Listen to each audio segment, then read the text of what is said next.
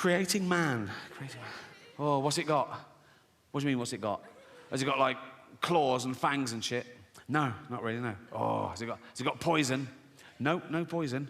Oh, has it got armour, like spikes and shit? No, no armour. How will it survive? It's got the best brain in the animal kingdom. It'll work stuff out. It'll create weaponry to take down beasts 100 times mightier than itself. It'll wear their carcass through the Ice Age. It'll go through famine. It'll go through world wars. It'll eventually start getting scared of words. But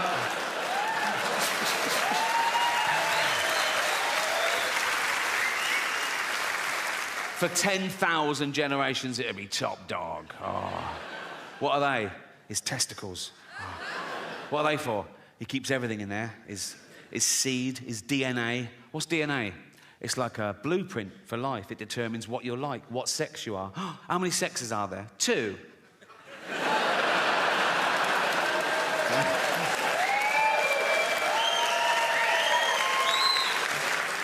Also, that's where he keeps his testosterone, so he's fucking well hard, right?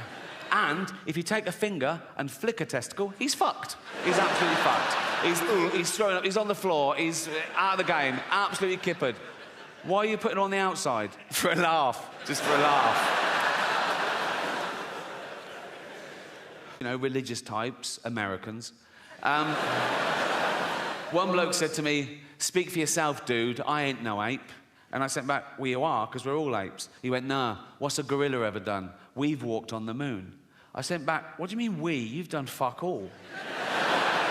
You've spelt moon wrong." It's weird, isn't it, when people take credit for the sort of rest of the species, because that's what's pushed civilization forward, you know, a few geniuses along the way. Like, there's 8 billion people on this planet. Most of us do nothing. We eat shit and die. Like, if there was a meteor heading towards Earth to definitely destroy it, 4 billion people would get down on their knees and pray to their particular god, and a few hundred scientists would work out how to get Bruce Willis up there to stop it. It's an odd concept, praying, for me.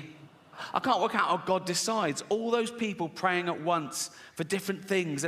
Is it like best idea wins, or is it a democracy? Like, he puts things at each issue, he goes, right, votes for and against, you know? If it's a democracy, we're in trouble. We're a tiny nation. Like, next time there's a flood warning in the West Country, if we're all going, "Oh, I hope everyone's okay," if the whole of China is going, "Yeah, fuck Bristol," there's a billion of them. Oh, yeah. More about China later.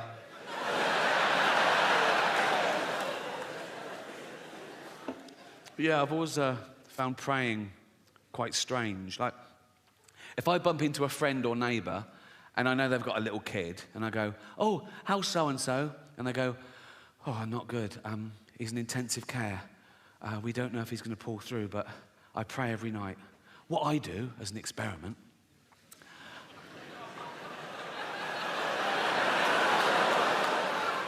I go home and I pray twice that he doesn't make it. I don't do that. On a serious note, I've been doing a... I don't think so. Not in my lifetime. Probably not in yours, you know. It's like... The closest one, the only one viable, is Mars. And that's 9 months away on a rocket, right? It's got no atmosphere, an average temperature of -70 degrees. How's this for irony? Scientists are working out whether they can detonate nuclear warheads in the crust to release the frozen water to cause an atmosphere and get a little bit of global warming going. I mean... I don't know. It's only billionaires have got enough money to waste on exploration. There's nothing out there, you know. It's like, now you can do space tourism. Have you heard of that? You can pay $150,000. They shoot you into space for an hour, and you float around going, "I'm in space." I mean, we're already in space. Earth is right in the fucking middle of space, right? It's the best bit of space there is. It's got car parks and cinemas. It's like there's nothing else to see. It's like living in London and going, "I wonder what Coventry's like." You don't...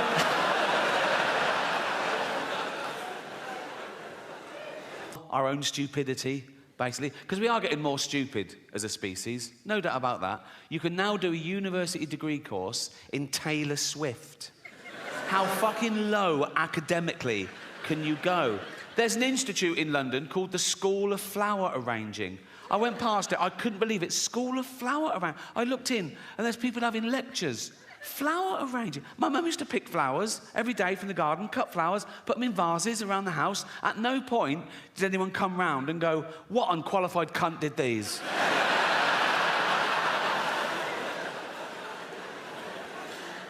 Yeah, the Earth is in a terrible mess, and it's my fault, my generation's fault, and the generation before, the boomers, with their deforestation and their fossil fuels, ruining the ozone layer, raising the temperature by a few degrees, so parasites, you know, bacteria, and these zootropic pandemics are just going to get worse and worse. Like, if you're 20 years old now, you're going to have a very different middle age to me. I've had the best 60 years of civilization, right? But if you're 20 now, in 40 years' time, you're going to be in your house wearing a mask, crying. Like you do now over jokes.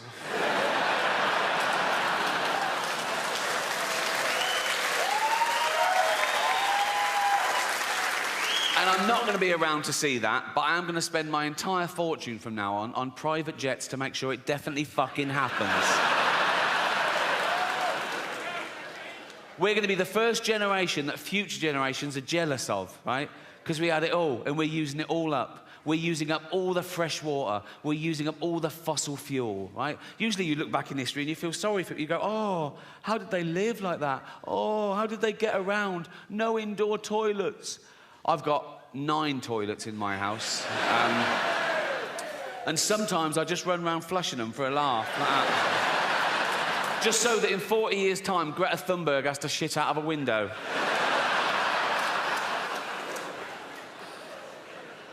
I've got 28 radiators. I always have them on full. Then I put the aircon on full, and it sort of settles at about 20 degrees. A lovely... It's how the cat likes it. She loves it at 20 degrees, and I spoil my cat. I love cats. I love having a cat. Think about cats are great, but if you let them out, they bring home the most disgusting things. Last week, mine brought home a scouser with herpes. And it wasn't quite dead, so I had to get it by its legs and crack its head against the table. To frighten their kids into behaving well. They have to go to dark places to shock them into not fucking dying. Do you know what I mean? So, like, if I was little and my mum made my tea, and it wasn't my favourite, it was boiled potatoes instead of chips every day, and I went, I don't like them, my mum would go straight to, of course you do. There's children your age in Africa and they're starving to death, right? And I go, Jesus, all right. You know what I mean? The true story, I was 7 years old, right? And I'd been playing in the park and I came running in and my mum went, Ricky, come here, sit down. There must have been a local pedo incident, right? And my mum went, never go in the toilets in the park again. And I went, why? She knew she couldn't explain paedophilia to a 7-year-old, right? But this is what she came up with. She said, because there's a man going round and he's cutting little boys' willies off. I was like, what? That's a fucking thing, is it? I didn't sleep for a week. And it worked. I never went in those fucking toilets again. But she knew instinctively. If she'd have gone, Ricky, come in, sit down. What's the matter? Never go in the toilets again. Why not? There's a paedophile. What's a paedophile? Oh, he's a man who gives you sweets and puppies. Bring it on, you know what I mean? At 7 years old, I'd wank off anyone for a puppy. I'd be like that, wouldn't it? Be like that.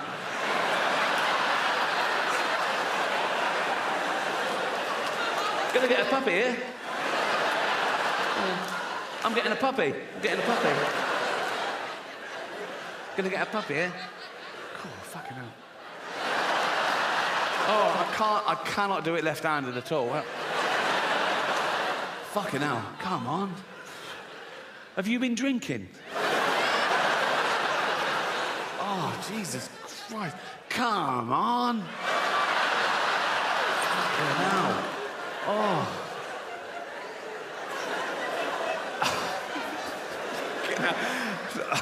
I've started, so I'll finish. Oh, fuck me. Oh, what sort of puppy is it? A what? A Labrador? Throw in a kitten, I'll give you a blowjob. I'll go over that. Kitten, puppy, come.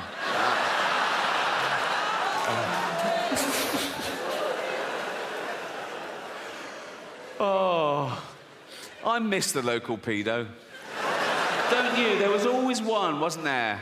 Outside the school, you'd be with your mum and she'd go, look, there's a paedophile. Because he had the uniform of the pedo. You know what I mean? You could spot old bloke, bald on top, long down the side, like that. And I'll go, that's a dirty pedo. Say hello, hello, hello, like that. Dirty, look, that's what a fucking pedo looks like. Dirty fucking paedophile, right? That's what they look. If he touches you, we'll burn his house down. It was a good system, you know what I mean? But then Michael Jackson comes along and he breaks the mould, doesn't he? Because he's not an ugly bloke outside the school. I'm not saying Michael Jackson definitely was a paedophile. No one knows, only Michael and all those people he paid off. All I'm saying is that kids loved Michael.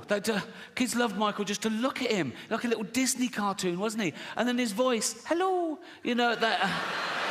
oh, Michael Jackson go up to any kid he wanted. Probably not like that, didn't he? Probably like that. That's another thing. Kids would go, there's Michael Jackson, but he's going away from us. He wasn't. He was going towards them.